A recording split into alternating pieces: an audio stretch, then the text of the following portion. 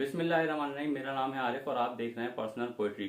जनाब, दिसंबर का महीना चल रहा है और कुछ ही दिनों बाद आने वाली है 25 दिसंबर।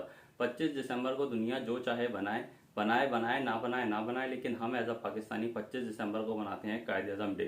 तो कायद अज़म डे पर एक स्पेशल सी नज़म पर्सनल पोइट्री के प्लेटफॉर्म पे अपलोड की जाएगी और उम्मीद है कि आपको पसंद भी आएगी। लेकिन उसके लिए आपको करना पड़ेगा 25 दिसंबर तक का इंतज़ार। और अभी मैं आपको सुना रहा हूँ उसी नज़म का जो 25 दिसंबर को सुनाई जाएगी, एक अशार। तो वो अशार आप सुनिए और 25 दिसंबर को कंप्लीट नज़म देखना ना भूलिए। इस्लामी मुल्क है, इस्लामी मुल्क है, मगर इस्लामी हुकूमत नहीं।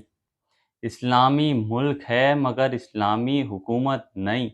यहाँ सब आज़ाद हैं, यहाँ सब आज़ाद हैं, कोई पाबंद शरीयत नहीं।